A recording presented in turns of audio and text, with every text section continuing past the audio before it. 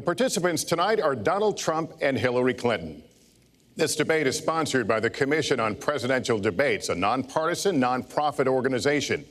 The commission drafted tonight's format, and the rules have been agreed to by the campaigns. The 90-minute debate is divided into 6 segments, each 50 minutes long.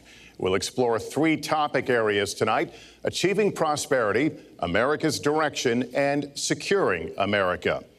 At the start of each segment, I will ask the same lead-off question to both candidates, and they will each have up to 2 minutes to respond. From that point until the end of the segment, we'll have an open discussion. The questions are mine and have not been shared with the commission or the campaigns. The audience here in the room has agreed to remain silent so that we can focus on what the candidates are saying. I will invite you to applaud, however, at this moment as we welcome the candidates. Democratic nominee for President of the United States, Hillary Clinton, and Republican nominee for President of the United States, Donald J. Trump.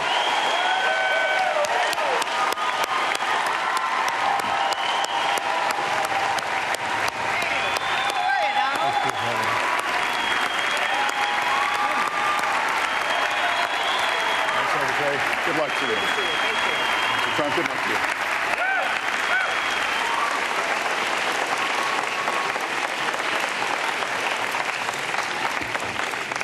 Well, I don't expect us to cover all the issues of this campaign tonight, but I remind everyone there are 2 more presidential debates scheduled.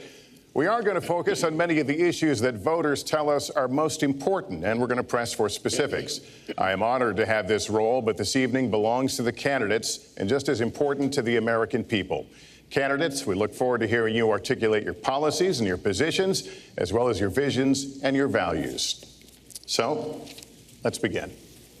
We're calling this opening segment Achieving Prosperity, and central to that is jobs. There are 2 economic realities in America today. There's been a record 6 straight years of job growth, and new census numbers show incomes have increased at a record rate after years of stagnation.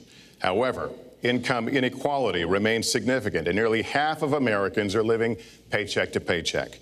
Beginning with you, Secretary Clinton, why are you a better choice than your opponent to create the kinds of jobs that will put more money into the pockets of American workers? Well, thank you, Lester, and thanks to Hofstra for hosting us. The central question in this election is really what kind of country we want to be and what kind of future we'll build together. Today is my granddaughter's 2nd birthday, so I think about this a lot. First, we have to build an economy that works for everyone, not just those at the top. That means we need new jobs, good jobs, with rising incomes. I want us to invest in you. I want us to invest in your future. That means jobs in infrastructure, in advanced manufacturing, in innovation and technology, clean renewable energy, and small business, because most of the new jobs will come from small business. We also have to make the economy fairer. That starts with raising the national minimum wage and also guarantee, finally, equal pay for women's work. I also want to see more companies do profit sharing. If you help create the profits, you should be able to share in them, not just the executives at the top. And I want us to do more to support people who are struggling to balance family and work.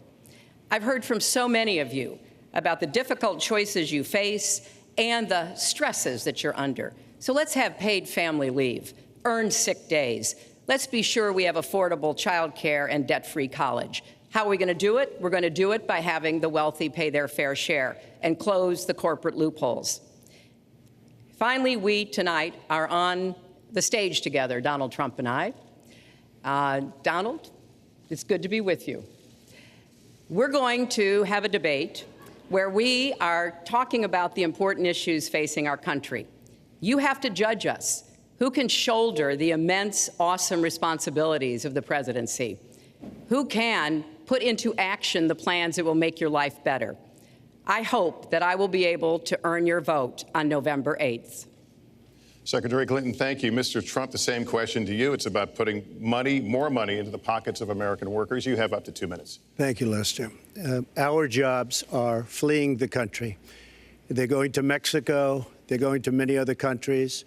You look at what China is doing to our country in terms of making our product. They're devaluing their currency, and there's nobody in our government to fight them. And we have a very good fight, and we have a winning fight, because they're using our country as a piggy bank to rebuild China, and many other countries are doing the same thing. So we're losing our good jobs, so many of them. When you look at what's happening in Mexico, a friend of mine who builds plants said it's the eighth wonder of the world. They're building some of the biggest plants anywhere in the world, some of the most sophisticated, some of the best plants. With the United States, as he said, not so much. So Ford is leaving. You see that, their small car division leaving. Thousands of jobs, leaving Michigan, leaving Ohio. They're all leaving, and we can't allow it to happen anymore. As far as child care is concerned and so many other things, I think Hillary and I agree on that. We probably disagree a little bit as to numbers and amounts and what we're going to do, but perhaps we'll be talking about that later. But we have to stop our jobs from being stolen from us. We have to stop our companies from leaving the United States, and with it, firing all of their people. All you have to do is take a look at Carrier Air Conditioning in Indianapolis. They fired 1,400 people. They're going to Mexico. So many, hundreds and hundreds of companies are doing this. We cannot let it happen. Under my plan, I'll be reducing taxes tremendously, from 35% to 15% for companies, small and big businesses. That's going to be a job creator like we haven't seen since Ronald Reagan. It's going to be a beautiful thing to watch. Companies will come, they will build, they will expand, new companies will start, and I look very, very much forward to doing it. We have to renegotiate our trade deals, and we have to stop these countries from stealing our companies and our jobs. Secretary Clinton, would you like to respond? Well, I think that trade is an important issue. Of course, we are 5% of the world's population. We have to trade with the other 95%. And we need to have smart, fair trade deals. We also, though, need to have a tax system that rewards work and not just financial transactions. And the kind of plan that Donald has put forth would be trickle-down economics all over again. In fact, it would be the most extreme version, the biggest tax cuts for the top percent of the people in this country than we've ever had.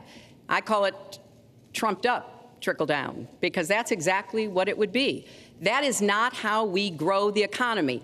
We just have a different view about what's best for growing the economy, how we make investments that will actually produce jobs and rising incomes. I think we come at it from somewhat different perspectives. I understand that. You know, Donald was very fortunate in his life, and that's all to his benefit. He started his business with $14 million borrowed from his father, and he really believes that the more you help wealthy people, the better off we'll be, and that everything will work out from there. I don't buy that. I have a different experience. My father was a small businessman. He worked really hard. He printed drapery fabrics on long tables where he pulled out those fabrics and he went down with a silk screen and dumped the paint in and took the squeegee and kept going. And so what I believe is the more we can do for the middle class, the more we can invest in you, your education, your skills, your future, the better we will be off and the better we'll grow. That's the kind of economy I want us to see again. Let me follow up with Mr. Trump, if I can. You've talked about creating 25 million jobs, and you've promised to bring back millions of jobs for Americans. How are we going to bring back the industries that have left this country for cheaper labor overseas? How specifically are you going to tell American manufacturers that you have to come back? Well, for one thing, and before we start on that, my father gave me a very small loan in 1975, and I built it into a company that's worth many, many billions of dollars with some of the greatest assets in the world. And I say that only because that's the kind of thinking that our country needs. Our country's in deep trouble. We don't know what we're doing when it comes to devaluations, and all of these countries all over the world, especially China, they're the best ever at it. What they're doing to us is a very, very sad thing. So we have to do that. We have to renegotiate our trade deals. And Lester, they're taking our jobs, they're giving incentives, they're doing things that, frankly, we don't do. Let me give you the example of Mexico. They have a VAT tax. We're in a different system. When we sell into Mexico, there's a tax. When they sell in automatic, 16% approximately. When they sell into us, there's no tax. It's a defective agreement. It's been defective for a long time, many years, but the politicians haven't done anything about it. Now, in all fairness to Secretary Clinton, yes, is that okay? Good. I want you to be very happy. It's very important to me.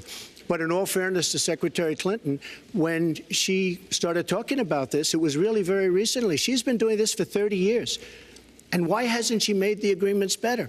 The NAFTA agreement is defective just because of the tax and many other reasons, but just because of the fact. Let me interrupt just a moment. But Secretary Clinton and others, politicians, should have been doing this for years, not right now because of the fact that we've created a movement.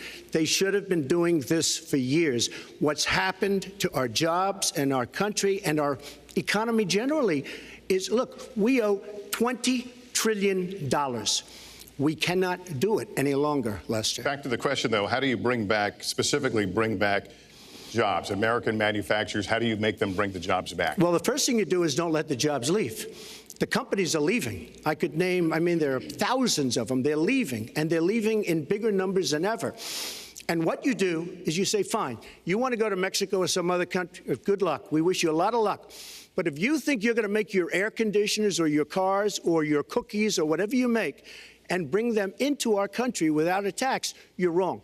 And once you say you're going to have to tax them coming in, and our politicians never do this because they have special interests, and the special interests want those companies to leave because in many cases they own the companies.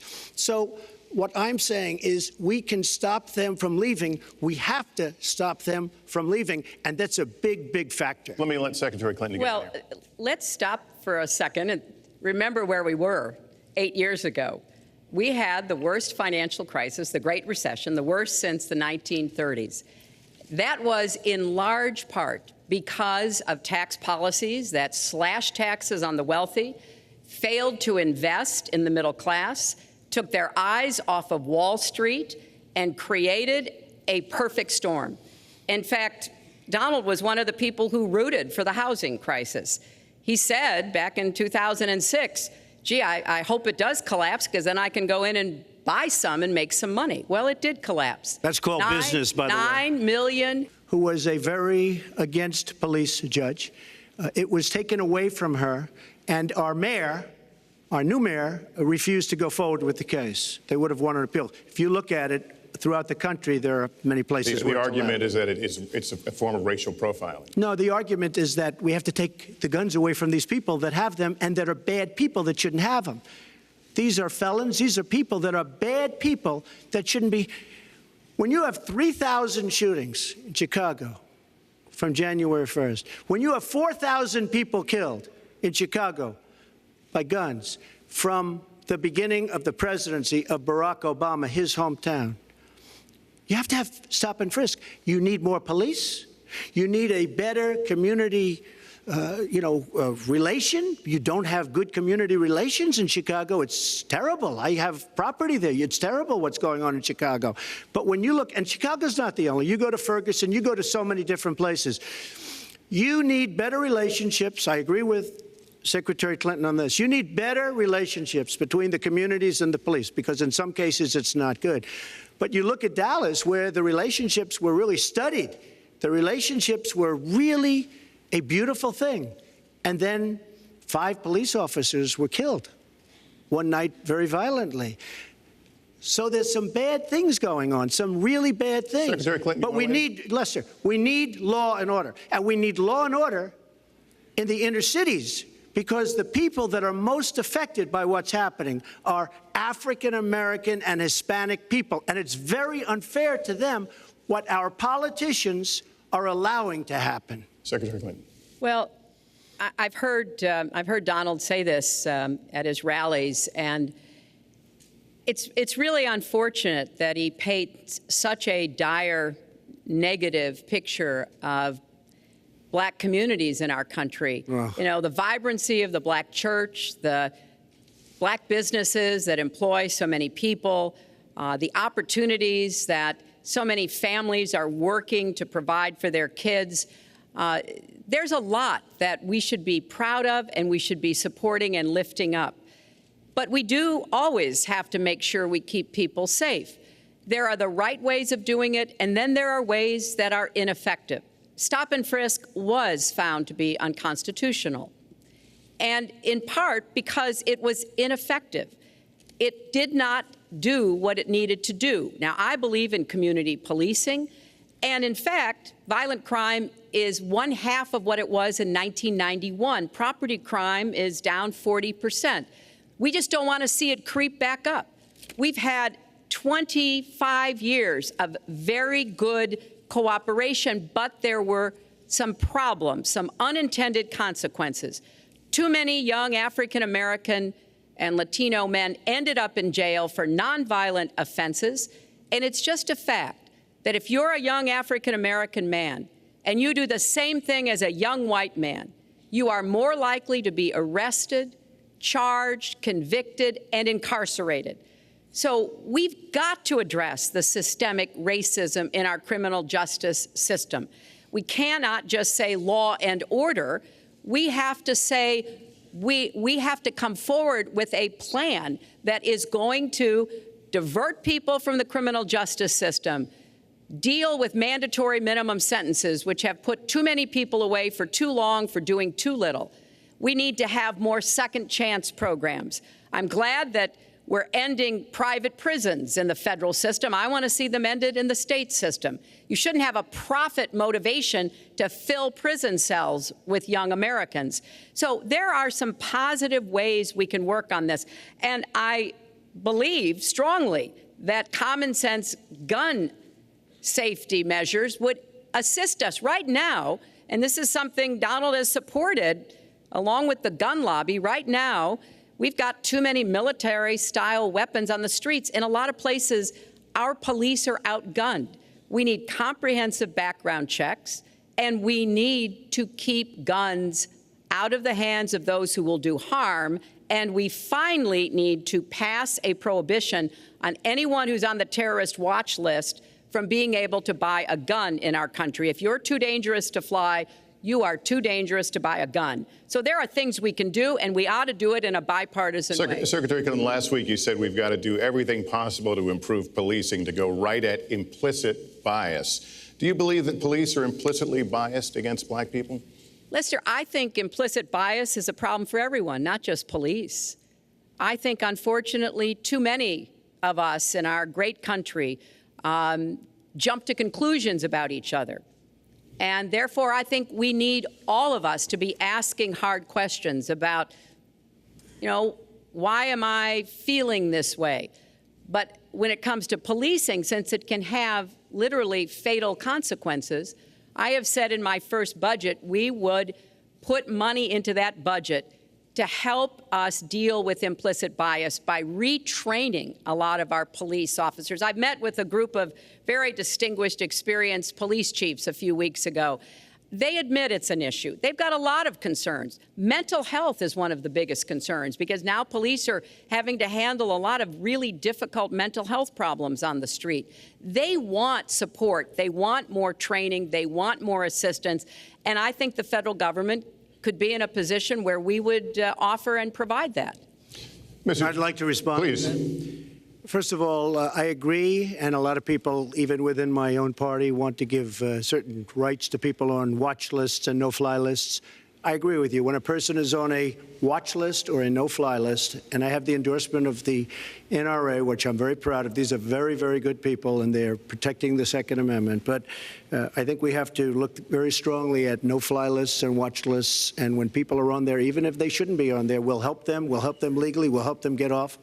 But I tend to agree with that quite strongly. I do want to bring up the fact that you were the one that brought up the word super predator about young black youth. And that's a term that I think was it's been horribly met, as you know. I think you've apologized for it. But I think it was a terrible thing to say. And when it comes to stop and frisk, you're talking about taking guns away. Well, I'm talking about taking guns away from gangs and people that use them. And I really don't think you disagree with me on this, if you want to know the truth. I think maybe there's a political reason why you can't say it, but I really don't believe. In New York City, stop and frisk, we had 2,200 murders, and stop and frisk brought it down to 500 murders. 500 murders is a lot of murders. hard to believe. 500 is like supposed to be good. But we went from 2,200 to 500, and it was continued on by Mayor Bloomberg, and it was terminated by current mayor. But stop and frisk had a tremendous impact on the safety of New York City, tremendous beyond belief. So when you say it has no impact, it really did. It had a very, very big impact. Well, it's also fair to say, if we're going to talk about mayors, that under the current mayor, crime has continued to drop, including murders. So there you're is. Wrong. You're wrong. No, I'm not. Murders are up. All right, you'll check. New York has done an excellent job, and I give credit. I give credit across the board, going back to mayors, to police chiefs, because it has worked, and other communities need to come together to do what will work as well. Look, one murder is too many, but it is important that we learn about what has been effective and not go to things that sound good that really did not have the kind of impact that we would want. Who disagrees with keeping neighborhoods safe? But let's also add, no one should disagree about respecting the rights of young men who live in those neighborhoods. And so we need to do a better job of working again with the communities